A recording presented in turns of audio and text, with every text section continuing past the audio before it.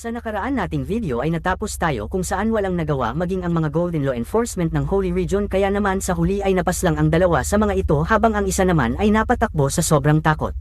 Hindi naman doon nagtatapos ang lahat dahil pinaglaruan pa ng Monster Race ang bangkay ng dalawa na parabang ipinapakita nila na hindi sila natatakot sa Holy Region kahit pa ito ang kinikilalang pinakamalakas na puwersa sa buong kontinente.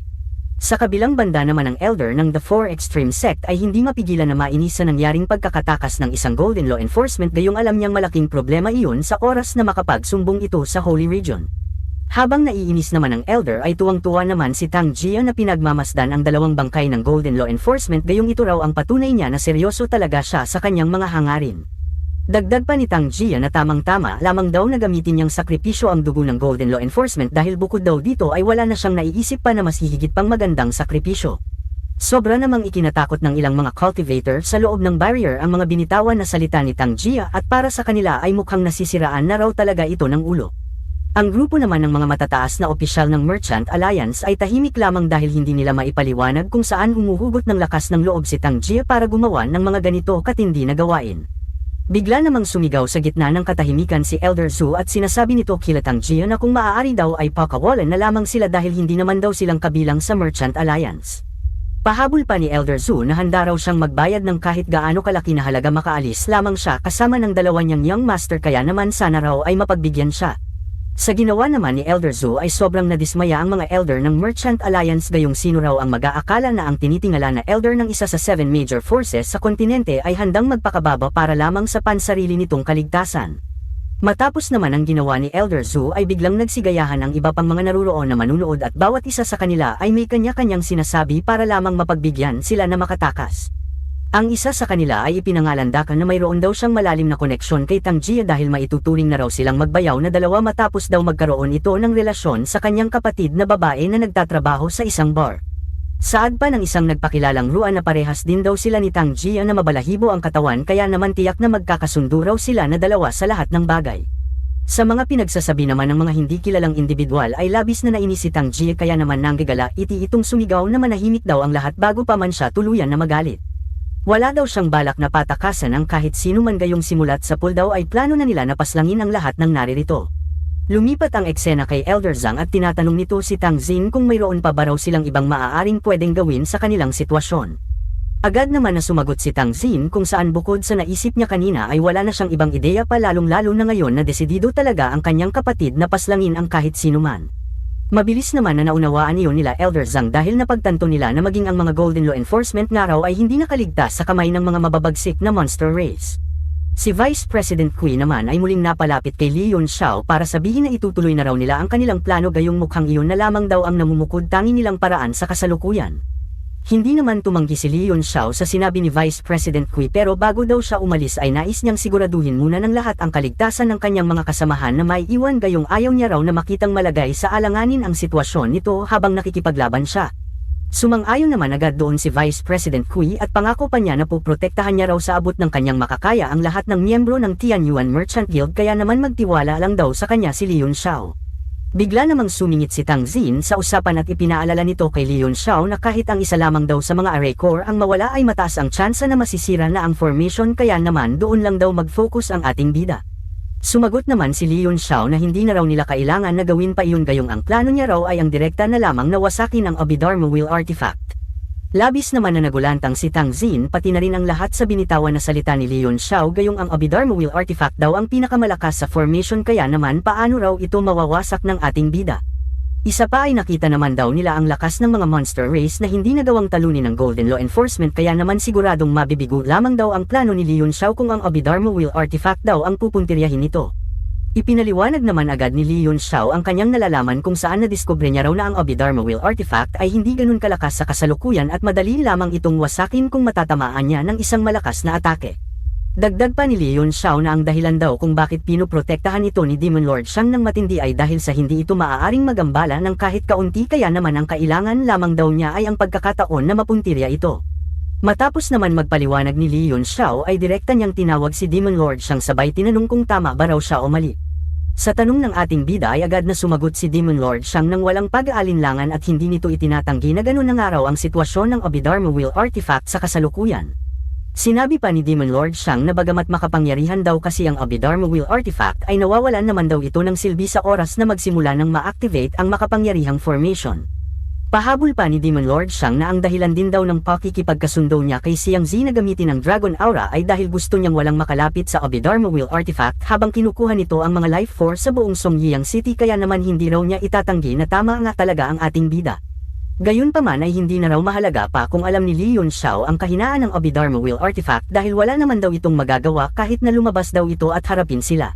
Pagkatapos naman aminin ni Demon Lord Shang ang katotohanan ay sarkastiko niyang sinabihan si Li Yunxiao na mapagpanggap dahil kung tutuusin daw ay kayang-kaya nitong iligtas ang lahat sa madaling paraan pero hindi lamang daw nito ginagawa iyon dahil sa natatakot itong ilabas ang pinakamakapangyarihan nitong alas.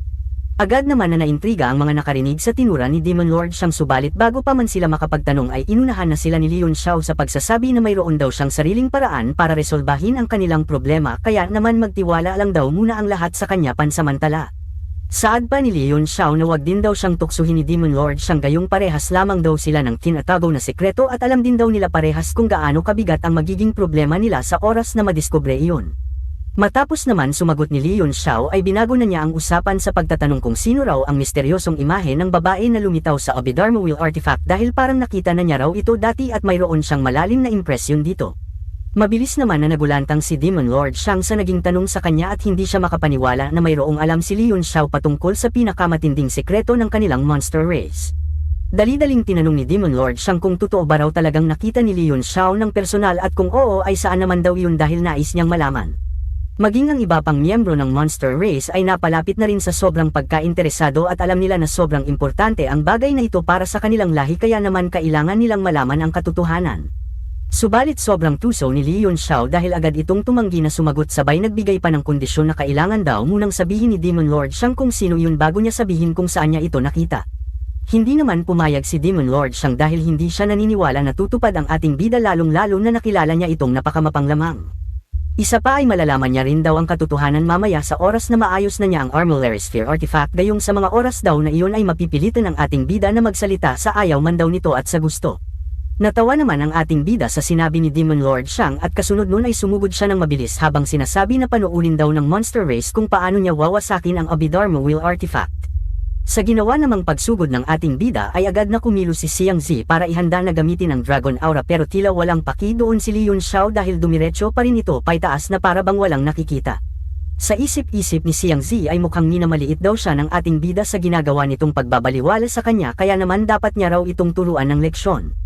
Hindi rin nagtagal ay naramdaman na nga ni Li Yunxiao ang Dragon Aura na pinalabas ni Xiang Zi ngunit kagaya ng inaasahan ay kayang-kaya ito ng katawan niya pati na rin ng kaluluwa.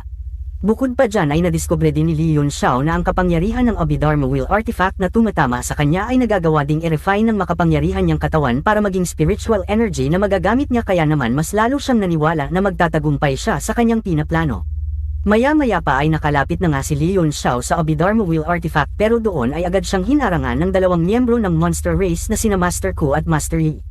Umatake rin ang dalawang ito nang sabay ngunit sa huling sandali ay sumipa palayo si Li Yunxiao para kumuha ng distansya kaya naman hindi ito tinamaan kahit nakaunti. Mayabang naman na tinanong ni Demon Lord Shang kung paano pa raw magagawang wasakin ng ating bida ang Abhidharma Wheel Artifact kung hindi nga raw nito magawang makalapit doon. Hindi naman sumagot si Li Yunxiao kay Demon Lord Shang bagkus inilabas lamang niya sa kanyang noo ang Ancient Heavenly ay sabay sinabi na buksan daw ng monster race ang malalaki nitong mata para malinaw na makita ang kanyang gagawin. Matapos naman ang sinabi ni Li Yunxiao ay lumitaw ang simbolo ng Ancient Heavenly Eye sa gitna ng Abhidharma Wheel Artifact at mabilis naman iyong naramdaman ni Demon Lord Shang kaya naman napatingin agad ito sa itaas. Kasunod naman ng paglitaw ng imahe ng Ancient Heavenly Eye ay ang paglalabas nito ng makapangyarihang Phoenix True Fire at pagkatapos nun ay bigla na lamang nagliyab ng matindi ang buong Abhidharma Wheel Artifact. Para itong nilalamon ng buhay ng Phoenix True Fire pero tila wala pa rin reaksyon si Demon Lord Shang na para bang wala itong pakialam.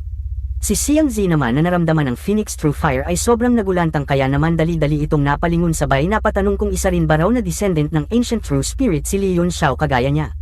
Sinabi naman agad ni Demon Lord Shang na kumalma lang daw muna si Xiang Zi dahil magkaiba daw sila ni Li Yunxiao at ang nakikita raw nila ngayon ay isa lamang maliit na parte ng Phoenix True Fire. Saad pa ni Demon Lord Shang na hindi rin daw ito kayang kontrolin ng lubos ni Li Yunxiao sa buo nitong potensyal kaya naman isang malaking kaibangan daw na isipin kaya nitong wasakin ang Abhidharma Wheel Artifact ng ganun-ganun lamang.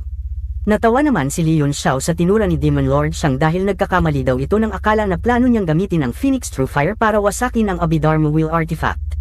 Dagdag pa ni Leon Xiao na nakalimutan na rin daw ata ni Demon Lord Shang na isa siyang high-rank alchemist at hindi rin basta-basta ang kapangyarihan niya pagdating doon, kaya naman ang mga kagaya raw ng Abhidharma Wheel Artifact ay sobrang dali lamang para sa kanya na paglaruan. Pagkatapos naman ni Leon Xiao na magsalita ay makikita na ang paglitaw ng Ancient Purple Cauldron sa gitna ng nagliliyab na Ancient Heavenly Eye at senyales ito na mayroon mangyayari na pagre-refine.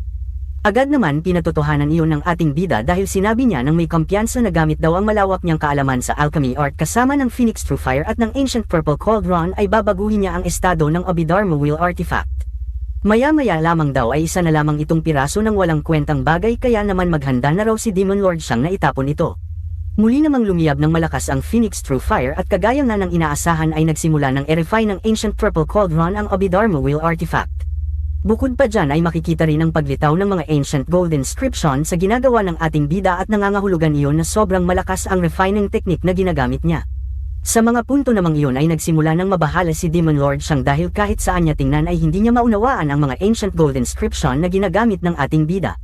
Isa pa ay pinangangamba niya rin ng matindi ang Ancient Purple Cauldron dahil nararamdaman niyang hindi nalalayo ang antas nito sa kanyang Abhidharma Wheel Artifact at maaaring mas mataas pa nga raw ito kung iisipin. Sa huli ay napilitan si Demon Lord Shang na galawin ang Abhidharma Wheel Artifact upang mabuksan ang ilang parte ng kapangyarihan nito na magiging pangdepensa sa nangyayaring pangre-refine. Mabilis naman na naramdaman ng mga elder sa ibaba ang paghina ng Abhidharma Wheel Artifact at pahiwatig iyon na bumagal na ito sa pagnanakaw ng mga life force sa buong Songyang City. Sinabi pa ni Vice President Kui na magandang senyales daw ang nangyayari ngayon sa Abhidharma Wheel Artifact dahil kung magpapatuloy daw ito ay mas mauunang mawala ang Dragon Aura kaysa ang pagtatagumpay ng monster race na matapos ang pagnanakaw ng life force. Ikinatuwa naman ni Leon Xiao ang naging aksyon ni Demon Lord Shang dahil hindi nga raw siya nagkamali ng hinala kung saan limitado lang talaga ang kapangyarihan ng Abhidharma Wheel Artifact. Malakas lang daw ang Abhidharma Wheel Artifact kung mag-focus ito sa pag-atake, pero ngayon daw na nakafocus ito sa pagdepensa at pagnanakaw ng life force ay sobrang dali lang nito na atakehin. Pahabol pa ni Leon Xiao na mukhang masiado raw naging kumpiyansa si Demon Lord Shang sa kanya, kaya naman hindi nito naisip ang kanyang plano na pabagalin lamang ang proseso ng pagnanakaw ng life force ng Abhidharma Wheel Artifact. Tahimik naman si Demon Lord Shang na naiinis sa nangyayari, gayong aminado siya na naisahan na naman siya ng ating bida sa isa na namang pagkakataon. Dagdag pa dyan ay iniisip din ni Demon Lord Shang ang malaking problema kung saan sa oras na maunang matapos ang Dragon Aura kaysa sa plano niyang maayos ang Armillary Sphere Artifact ay tiyak na mapapaslang silang lahat ng mga high-rankang Martial Sovereign Realm expert sa ibaba. Bigla namang nagsalita si Master Yu para sabihing ipaubaya na raw ni Demon Lord Shang sa kanya si Leon Xiao, gayong kanina pa niya ito gustong paslangin. Paglilinaw pa ni Master Yu na si Leon Xiao din daw ang inner demon niya na kailangan lampasan para makaangat sa Martial Sovereign Realm, kaya naman kung hindi raw niya ito matatalo ay baka habang buhay na siyang manatili sa kanyang level. Mabilis naman na nakaunawa si Demon Lord Shang sa nais sabihin ni Master Yu, kaya naman kahit na nangangamba siya ay wala siyang nagawa kundi ang pahintulutan ito na labanan ng ating bida. Sa huli ay sinabi na lamang ni Demon Lord Shang na ibigay na lang daw agad ni Master Yu ang buo nitong lakas para hindi makaporma si Leon Xiao, at nang marinig naman iyon ni Master Yu ay agad itong sumunod, kaya naman pinakawalan na nito ang makapangyarihan nitong aura. Bahagya namang nabahala si Leon Xiao nang makita si Master Yu na handa nang lumaban sa kanya, gayong sa kasalukuyan niyang sitwasyon ay alam niyang mahihirapan siyang pagsabayin ang pakikipaglaban dito habang ni-refine niya ang Abhidharma Wheel Artifact. Makalipas ang ilang sandali ay nagsimula na ngang sumugod si Master Yu, at habang pasugod pa ito ay ipinangangalandakan nito na kung hindi niya pa rin daw mapapaslang ngayon ang ating bida ay hindi na siya makakatulog pa kailanman. Hindi naman tumugon si Leon Xiao sa sinabi ni Master Yu, bagkus pinakawala na lamang niya si Little Diamond para ito ang pansamantala na lumaban. Pero alam ni Leon Xiao na hindi rin ito tatagal sa harap ni Master Yu, gayong maging si Little Diamond ay apektado ng Dragon Aura, kaya naman hindi nito nagagamit ang buo nitong lakas. Sa kasalukuyan ang plano ni Leon Xiao ay pabagalin ang Abhidharma Wheel Artifact sa pinakamatagal na kaya niyang gawin, gayong doon lang daw sila magkakaroon ng tsansa na manalo. Ang pinaka-inaasahan pa rin kasi ni Leon Xiao na magpapanalo sa kanila ay ang makawala ang mga elder sa ibaba, gayong sa oras na magyari iyon ay wala nang magagawa pa ang monster race kahit gaano pa ang mga ito kalakas. Nagpatuloy ang labanan sa pagitan ng dalawa at makikitang bahagyan ng naiinis si Master Yu dahil hindi niya matuluyan na mapaslang si Little Diamond sa sobrang tigas nito. Gayunpaman matapos gamitin ni Master Yu ang pangalawa sa pinakamalakas niyang atake ay nagawa na rin niya itong hatiin sa maraming parte, at kasunod nun ay nakapagpatuloy na rin siya sa pagsugod sa ating bida. Sobra namang nabahala si Li Yunxiao nang makita na pasugod ng muli sa kanya si Master Yu gayong mukhang mapipilitan na raw siyang makipaglaban at kailangan niya munang bitawan ang ginagawa niyang pagre-refine sa Abhidharma Wheel Artifact. Hindi rin nagtagal at nakalapit na nga si Master Yu at umatake na rin ito agad ng buong lakas, patunay na talagang desidido ito na paslangin ang ating bida sa isang atake lamang. Kalmado naman na pinag-isipan ni Li Yunxiao ang kanyang gagawin at gusto niyang sulitin ang mga sandali bago niya gamitin ang ginagawa niyang pagre-refine, kaya naman hinintay pa niya na saktong dumikit ang sword artifact ni Master Yu bago siya tuluyang kumilos. Sa isip-isip pa niya ay sana raw maging sapat na ang ginawa niyang pag-antala sa Abhidharma Wheel Artifact gayong hindi na niya raw alam kung paano pa niya ulit gagawin ang bagay na iyon sa oras na maasikaso na niya si Master Yu. Gamit ang Heavenly Lighting Transformation Technique ay iniwasan ni Li Yunxiao ang atake at sa ginawa niyang ito ay matagumpay naman siya, kaya naman makikita na ang matinding pagkagulat sa mukha ni Master Yu. Kalmado namang kumuha ng distansya si Li Yunxiao at habang inihahanda niya ang makapangyarihan niyang atake ay iniisip niya na sa oras daw na maayos na ni Demon Lord Shang ang Armillary Spare Artifact ay sigurado na ang pagbabalik ng monster race sa kontinente. Mas mapapabilis na raw kasi ang pagbabalik ng mga ito sa dati nitong mga lakas at mataas ang posibilidad na magulo na naman daw ang katahimikan pati na rin kapayapaan na nararanasan nila ngayon. Humigop ng malalim si Li Yunxiao at inipon niya ang lahat ng mga elemento ng kidlat sa paligid niya habang nasa anyo siya ng lighting transformation. Agad naman na lumaki ang buong katawan ni Li Yunxiao at ito ang pangalawa niyang body transformation na tinatawag niyang Lightning Style Second Form. Natutunan niya ito matapos maperpektong maunawaan ang kalahating parte ng Heavenly Lighting Transformation Technique at matagal na niya itong gustong subukan. Maya-maya pa ay tuluyan nang natapos si Li Yunxiao sa kanyang isinasagawang paghahanda, kaya naman siya naman ang sumugod kay Master Yu habang tinatanong kung paano daw nito haharapin ang makapangyarihang atake na tanging ang mga Martial Sovereign Realm expert lamang ang may kakayahan na sumalo. Sa tanong naman ng ating bida ay hindi nakasagot si Master Yu gayong mas naunang mamuo sa kanya ang matinding takot nang maramdaman niya ang makapangyarihang atake na malapit nang tumama sa kanya. At kagaya nga ng inaasahan ay walang nagawa si Master Yu kundi saluhin ang malaking kamao ng kidlat ni Li Yunxiao, kaya naman tumalsik siya sa malayo habang sumusuka ng dugo.